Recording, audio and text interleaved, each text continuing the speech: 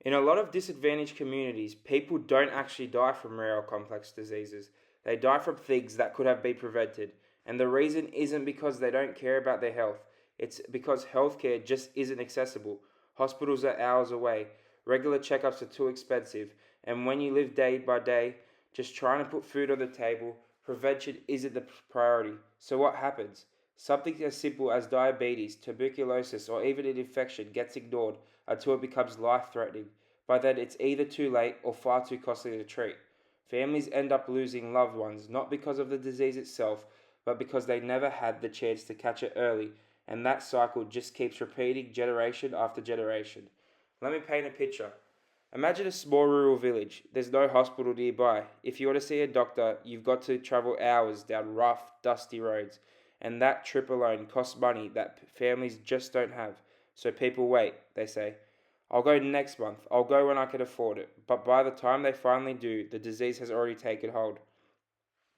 Now think about what that means for a family. Parents can't work because they're sick. Kids miss school because they're caring for their parents or sick themselves. The whole community is held back not because they don't want to be healthy, but because the system is stacked against them. So here's the question: what if we flip the system around? Instead of making people chase healthcare, why don't we bring healthcare to them? I imagine mobile clinics that run completely on solar power, so they don't rely on expensive electricity or patchy infrastructure. These clinics drive directly into communities and offer low cost or free screenings. Inside, they're equipped with AI powered diagnostic tools that can scan for diseases quickly and cheaply. That means even a small team of health workers could check hundreds of people in a single day. It's simple but powerful. Instead of waiting for people to travel for hours and pay money they don't have, the clinics come to them, powered by the sun, and give them the prevention they deserve.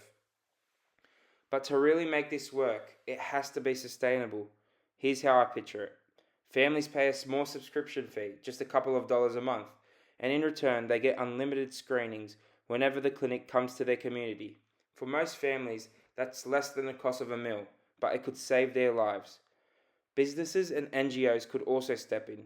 Think about a farm, a factory, or even a mining company that employs hundreds of workers in rural areas. Instead of losing productivity when workers get sick, these companies could pay for bulk coverage to keep their workers healthy. Schools could do the same, making sure kids are screened regularly so they don't miss out on their education.